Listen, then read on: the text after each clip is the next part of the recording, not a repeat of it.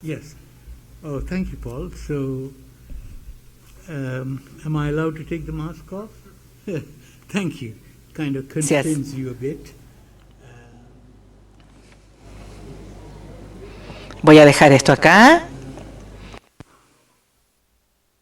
Good morning, all. Buenos días a todos. Como dijo el doctor Boehringer, mi nombre es Arun Ravindran y a dar mi presentación con respecto al tema de cannabinoides y ansiedad. Y básicamente voy a responder la pregunta en cuanto a la relación entre los cannabinoides y la ansiedad.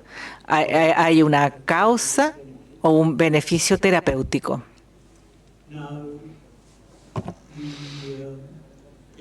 Ahora, la historia del cannabis es bastante interesante.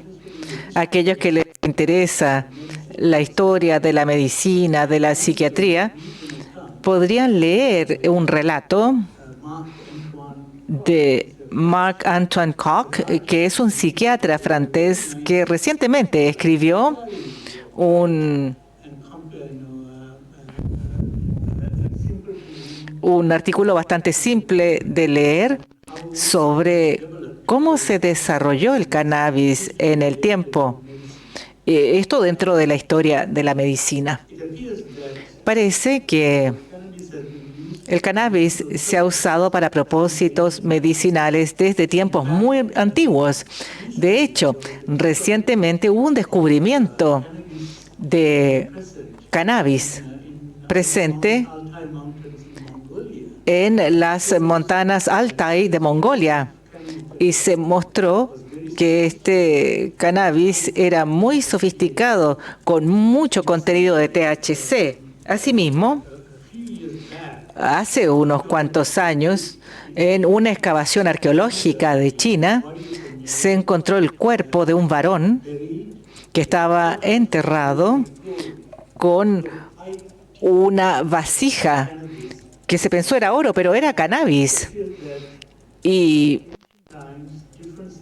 llamó la atención que distintas civilizaciones, incluyendo los chinos, los egipcios, los romanos, de India también, pudieron cultivar y usar cannabis para distintos propósitos.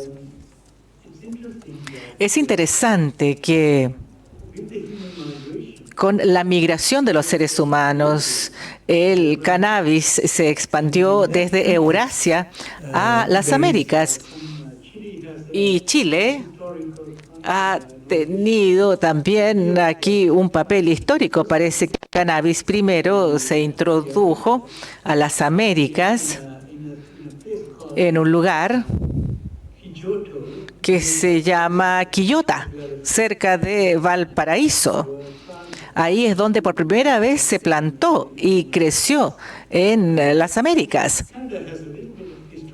Y esto tiene un contexto histórico muy interesante. La primera persona que cultivó cáñamo en América del Norte era Louis Hebert, que era un farmacéutico en la provincia de Nueva Escocia, en Canadá.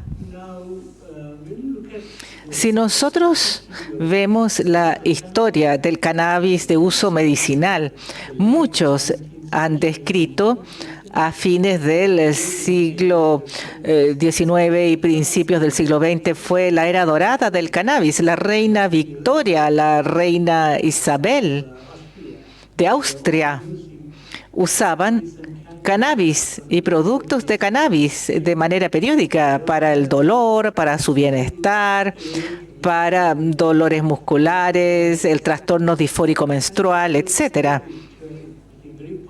Y se volvió muy popular. Y de hecho, el médico de la reina Victoria escribió un monólogo con el uso del cannabis y esto fue publicado en The Lancet. El doctor Reynolds, que era un médico británico. Desgraciadamente, la era dorada no siempre continúa. Y las cosas comenzaron a ser más problemáticas. En los 60 hubo presión política para su prohibición y hubo un estudio en Escandinavia donde encontraron una asociación entre la psicosis y el uso de cannabis. Pero después, con una evaluación mucho más concienzuda, notaron que no era una relación de causalidad, sino más bien una vulnerabilidad común para esquizofrenia y uso de sustancias. El cannabidiol es uno de los principales componentes de cannabis. Se aisló de la marihuana por primera vez. La marihuana es cannabis, básicamente. Pero la palabra marihuana se volvió popular por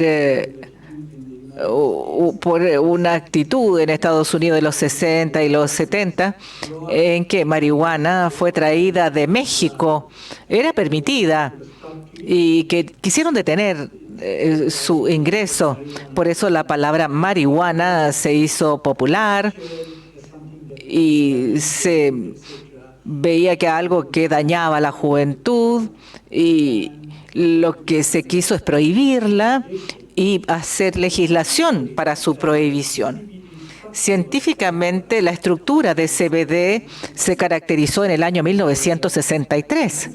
En el año 1964, dos científicos del Instituto Weizmann de Israel descubrieron o extrajeron más bien THC del cannabis.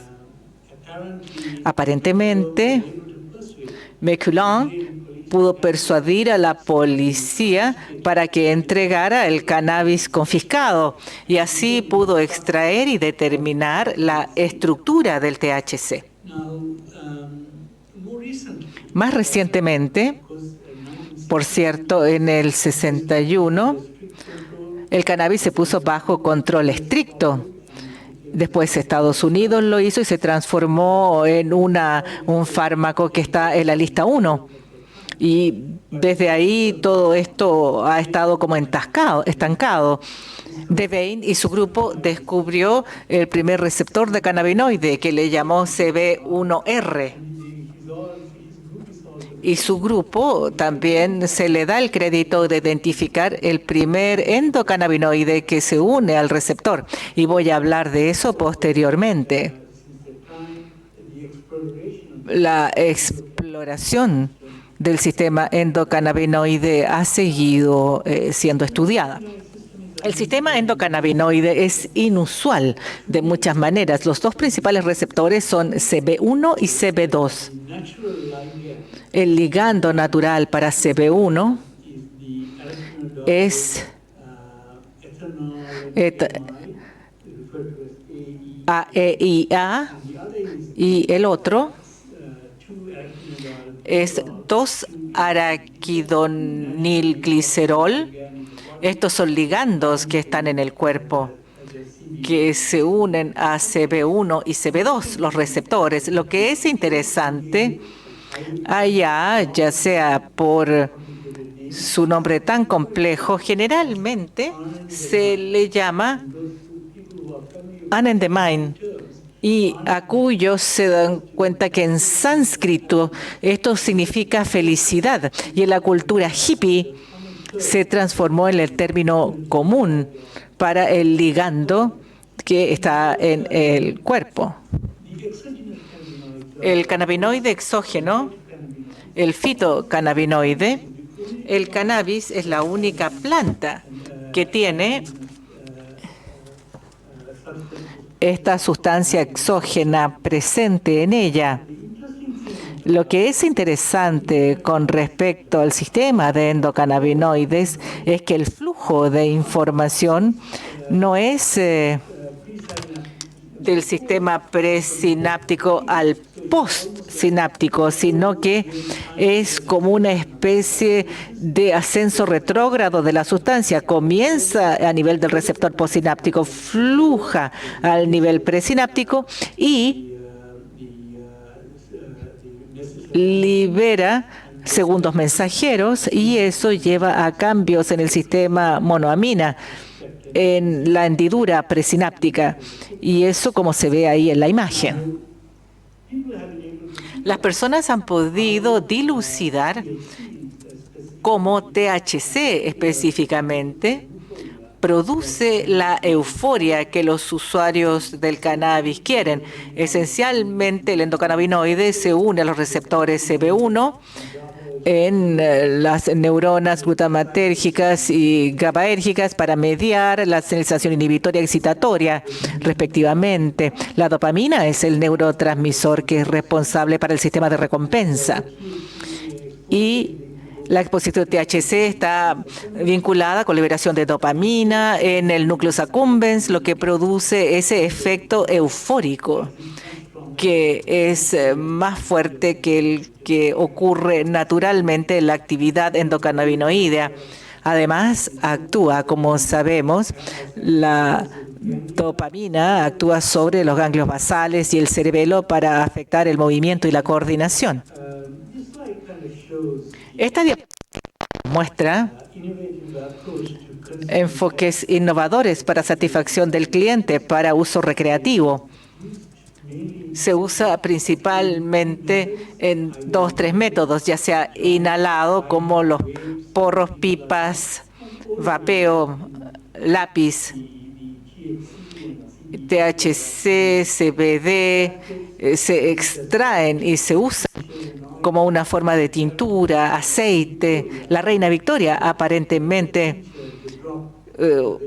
usaba una gota de cannabis y actualmente hay brownies, chocolates, dulces. Esto es interesante. A menudo los jóvenes y los niños no se dan cuenta que es un psicotrópico importante el que está en esos dulces. Hay uso tópico con sprays, cremas, parches. Incluso enjuague, uno pone el aceite en el baño y puede darse un baño de tina. A algunos les gusta consumir alcohol mientras se bañan. Y entonces, ¿por qué no cannabis? Como dije, los dos componentes claves son THC, CBD, tetrahidrocannabinol, y también hay otros cannabinoides ahí. Existe otro conjunto de componentes que son los terpenos que están presentes en cannabis y otras plantas que también tienen distintas propiedades psicotróficas y no han sido evaluados bien todavía. Acá tenemos algo breve sobre su farmacocinética. Lo más interesante sobre la farmacocinética en distintos preparados de cannabinoides es el hecho que varía mucho. La inhalación es rápida, bypassea el hígado y el metabolismo del primer paso llega al cerebro mucho más rápido, pero dura menos.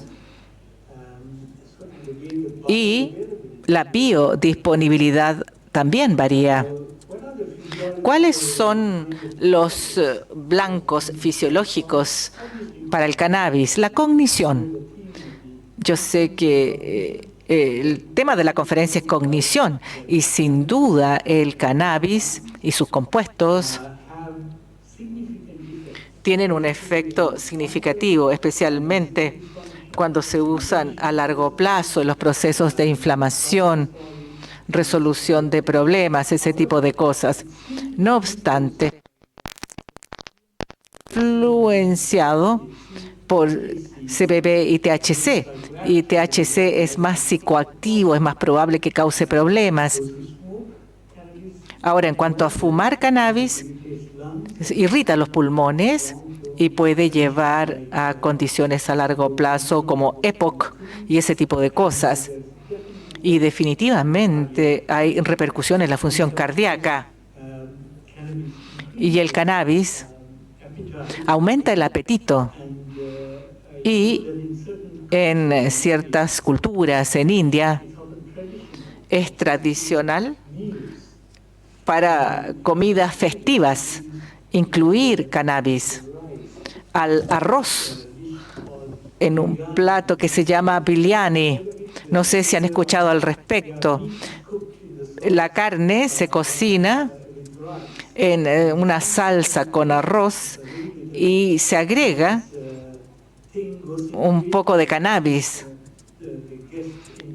Y los invitados disfrutan este alimento durante festividades.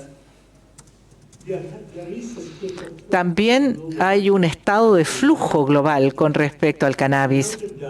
Sin duda, el cannabis es el fármaco ilícito más consumido a nivel mundial. Por supuesto, hay bastante controversia, hay personas que dicen que no es una droga, no debería ser ilegal.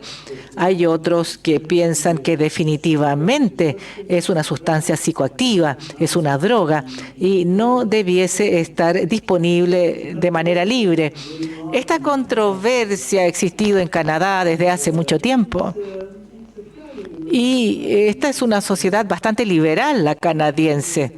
Los escandinavos, los holandeses también. Hay una cierta permisividad. Y finalmente, el público persuadió al gobierno de Justin Trudeau para legalizar el uso recreacional de cannabis de una cantidad limitada y repentinamente encuentra que en la mayor parte de las tiendas empezaron a vender cannabis. Es un negocio muy popular, se gana bastante dinero, pero fuimos los segundos en hacer eso. De hecho, los que encabezaron esto, los pioneros, fueron los uruguayos. Uruguay fue el primer país en legalizar el uso de cannabis recreacional. No sé, quizás ustedes saben mejor, en Chile se puede usar en la casa, pero el consumo y producción público es ilegal. Eso es como ahí una transacción, no es una solución más bien salomónica. Como los australianos hicieron algo así también. En el intertanto, desgraciadamente, ha habido un crecimiento paralelo en el desarrollo de lo que se llama cannabinoides sintéticos. Y eso es lo que preocupa muchísimo, porque es algo muy potente, está muy disponible, es más barato y nunca se ha estudiado en cuanto al efecto inmediato en distintas funciones del cuerpo, así como el efecto a largo plazo en el cerebro humano y otros sistemas. CB2R tiene más bien que ver con el sistema inmune, el sistema inflamatorio. Hay mucho en juego acá. Si uno no estudia bien estos componentes y ve qué hay que evitar y qué es lo que hay que permitir. ¿Por qué las personas usan cannabis? Ha habido muchas encuestas en todo el mundo. Y en Canadá también parece que la mayoría quiere utilizar cannabis recreacional para relajarse mejor, lo usan por aburrimiento, porque están cansados, porque el cuerpo les dice, ¿por qué no usas un poco de cannabis? Y lo que es interesante también para la ansiedad. Hay una percepción o presencia de ansiedad. Y como ocurre con el resto de las cosas, la pandemia tuvo un impacto enorme en el uso de cannabis. Aparentemente su uso aumentó en 1/3. La frecuencia de uso aumentó en 1/3. Y parece que también esto se atribuye a una falta de horarios y la soledad durante la pandemia. No voy a pasar mucho tiempo hablando sobre esto, como ustedes ya sabrán. Los epidemiólogos lo confirman. Los trastornos de ansiedad son probablemente las formas más comunes de enfermedad mental. Y hay una morbilidad muy alta, porque esto comienza tempranamente en la vida, desde la adolescencia, y aquellos que tienen ansiedad la tienen durante toda la vida. Es una enfermedad muy común. Tiene una morbilidad conocida. Hay trastornos de ansiedad social, trastornos de ansiedad generalizada, trastorno de pánico, etcétera. También se estima que en Estados Unidos, por lo menos, hasta un 90% de la población tendría al menos un evento estresante en su vida, según lo define el DSM-5. En aproximadamente un 8% de la población tendría síntomas de trastorno de estrés postraumático. Yo supongo, como hemos visto en la práctica clínica, que hay un aumento en trastorno de estrés postraumático, y también sabemos que el TOC es más común de lo que uno suele pensar y tiene un problema que dura muchísimo si es que no se hace una intervención adecuada. Bueno, como sabemos, el uso de antidepresivos de primera línea, ansiolíticos de manera sintomática, agentes atípicos, anticonvulsivantes como pregabalina se han vuelto un tratamiento estándar, especialmente para enfermedad refractaria, y la terapia cognitivo-conductual y otras terapias psicológicas también son igualmente importantes. Hay limitaciones para la farmacoterapia. Solamente hasta 2/3 de los pacientes se benefician con el tratamiento. Y en estrés postraumático hay ciertos agentes específicos como prazosin para pesadillas y para el TOC, agentes serotoninérgicos que actúan sobre la recaptura, parece que ayudan, y la mayoría de los pacientes con TOC tienen síntomas residuales y deterioro. Pueden otras intervenciones como los cannabinoides entonces hacer la diferencia en al menos un subgrupo de esos pacientes. Voy a presentar la evidencia y ustedes pueden decidir. Se dice que hasta 1/3 de los pacientes con trastornos del ánimo y ansiedad usan cannabis. Las mujeres es más probable que lo usen para ansiedad comparado con los hombres. Entre aquellos que usan cannabis por razones medicinales, eso también pasa en Chile, me parece que aproximadamente un 50% lo usa para ansiedad, aunque la creencia es que el cannabis, los cannabinoides, se usan más bien para el dolor, siendo que para ansiedad y estrés postraumático es para lo que lo usa más la gente.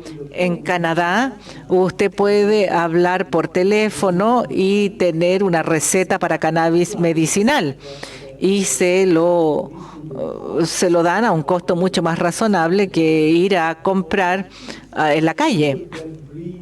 Y eso, por supuesto, lleva a abusos, reventas y ese tipo de cosas. No hay duda que un subgrupo de personas que usa cannabis tienen un riesgo aumentado de psicosis, depresión y suicidio, y posiblemente otra enfermedad mental.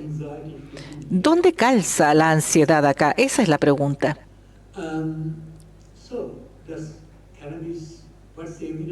¿Cuál es la evidencia de que el cannabis o cannabinoides causan ansiedad? Los estudios más tempranos señalaban que había una relación entre el uso periódico de cannabis y el desarrollo de ansiedad, pero estudios más recientes, en los últimos 2 a 3 años, ha habido un gran aumento de los estudios relacionados con las distintas enfermedades mentales y el cannabis. Esos estudios no están tan seguros al respecto. THC y CBD son muy distintos, a pesar del hecho que su estructura es parecida, pero sus efectos farmacológicos son extremadamente distintos. Queda claro que THC causa y aumenta la ansiedad. Tiene propiedades ansiogénicas, lo que se ha confirmado desde el año 2004, porque se publicó ahí por primera vez. La cantidad de THC utilizado varía de 2.5 miligramos a 30 miligramos en los estudios. Pero hay evidencia en que en dosis más bajas, THC puede tener efectos ansiolíticos. También queda claro que CBD tiene un efecto ansiolítico significativo, no obstante, solamente en bajas dosis. Y no es ansiogénico en altas dosis como lo es THC. Es decir, THC puede ser dañino en altas dosis, pero CBD no es dañino en altas dosis. No produce tanto efecto beneficioso como en las bajas dosis. Ese es uno de los elementos. ¿Cuál es la evidencia para el efecto ansiogénico? ¿Cuál es la evidencia de que THC aumenta la ansiedad? Hay revisiones limitadas y metaanálisis con problemas metodológicos. Se solían agregar datos epidemiológicos con estudios de animales, un poquito de estudios humanos, y algunos de los más tempranos tenían ese problema. Nuestro grupo hace 2 años, hace 1 año y medio, Siqi Zhu, que fue residente mía en ese momento, hizo este metaanálisis, esta revisión sistemática conmigo y mis colegas. Nosotros analizamos publicaciones con revisión entre pares.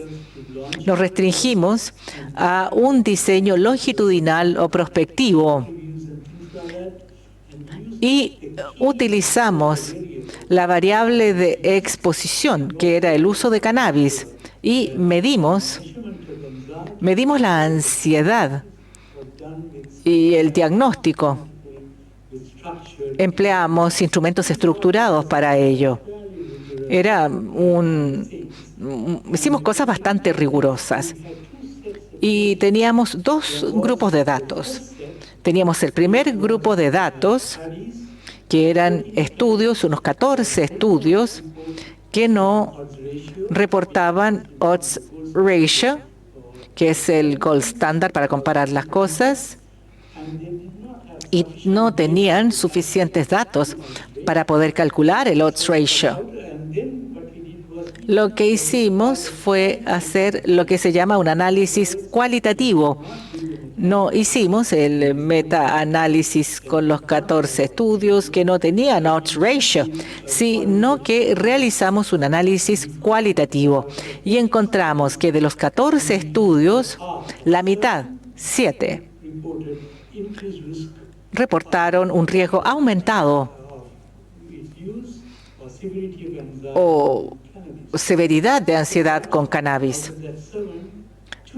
2 de los 7 perdieron importancia cuando se ajustaban por otras variables confundentes, como factores psicosociales, antecedentes de maltrato infantil, etc.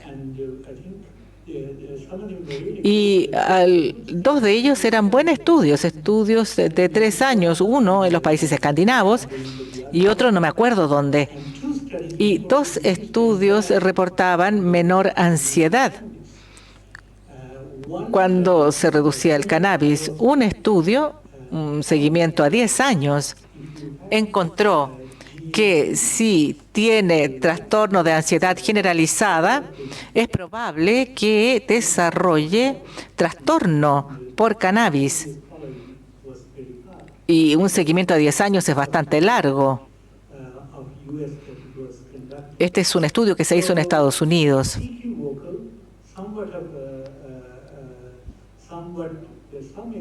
Existe algo de evidencia que puede haber un grupo vulnerable que se puede ver afectado, pero otros no. Analizamos con más detención aquellos que tenían odds ratio. Habían 7 estudios. Inicialmente, vimos cuáles serían las posibilidades de desarrollar ansiedad. El odds ratio era 1.25, fue significativo. Sin embargo, cuando vimos los estudios individuales aquellos que tenían recolección estructurada de datos,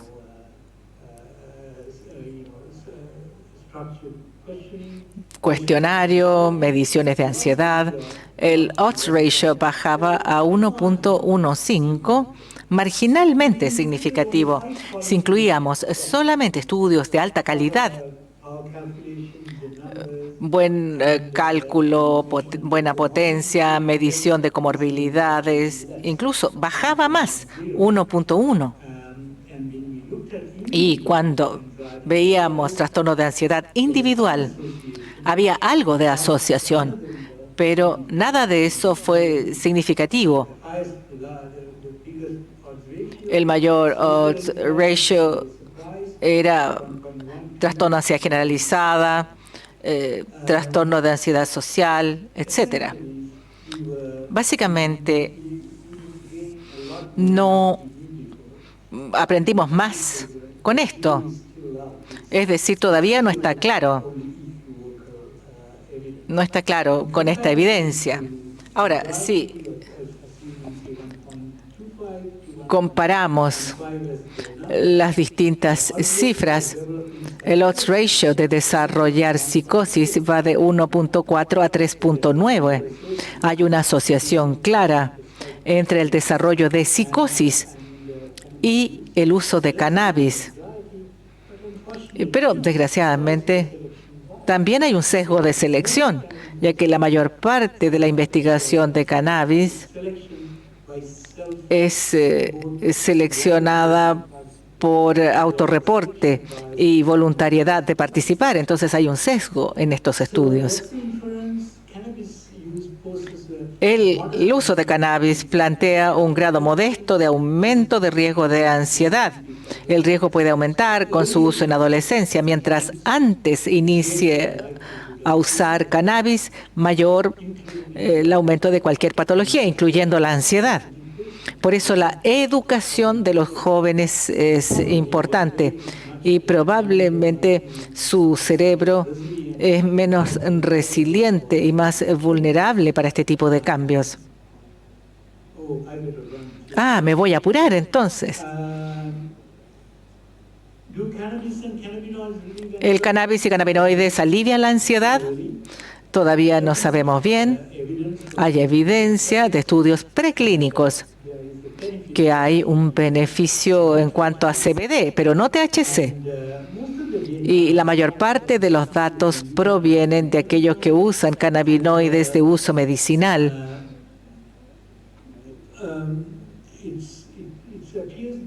Y parece que CBD o THC, cuando se usa con CBD, hay un efecto de amortiguamiento. Y definitivamente CBD mejora las condiciones médicas como el dolor crónico, síntomas de espasticidad muscular, la esclerosis múltiple, etcétera. Y y esta es una revisión que sugiere que CBD puede aliviar la ansiedad social. Específicamente, hay varios estudios clínicos en todo el mundo que usan compuestos de CBD solamente. Y yo creo que habría que probar que no hay efectos dañinos a largo plazo de CBD. Eso sería muy importante saber. ¿El cannabis aumenta la vulnerabilidad a estrés postraumático y TOC? La respuesta es sí y no. Parece que el THC es más probable que sea responsable de una mayor asociación entre síntomas de estrés postraumático y uso de cannabis. Pero la administración en agudo de CBD muestra un beneficio enorme para muchos que reexperimentan síntomas, el hiperarousal, por ejemplo. Esto Hay muchos que piensan que tienen estrés postraumático y que pueden usar cannabis, pero puede que sea negativo. Este es un campo en evolución, la información es limitada. El grupo de Von Miller ha hecho un trabajo muy interesante mostrando que hay un lugar para CBD en el tratamiento de estrés postraumático. También hay otros grupos. No voy a entrar en los detalles acá, pero porque aquí son números pequeños. Son estudios cortos de 3 semanas, pero las señales son muy buenas para CBD, pero no para THC. Se pueden ver, yo creo, algunos estándares para el uso de CBD. Y acabamos de comenzar un estudio con CBD en veteranos con estrés postraumático. Y estamos usando 300 a 600 miligramos de CBD al día. El doctor Yatam va a hacer el estudio con bipolares, con aceite, con CBD. Es decir, hay cosas bastante interesantes que pueden beneficiar a nuestros pacientes. Todavía no sabemos, pero definitivamente hay una mejoría en los rituales, las conductas compulsivas en TOC con CBD. No con cannabis ni THC, pero con CBD aislado. Parece que ahí hay una ventaja significativa en cuanto a reducir las obsesiones, las compulsiones, especialmente los rituales. En resumen, hay un efecto ansiogénico probablemente de THC, especialmente en altas dosis.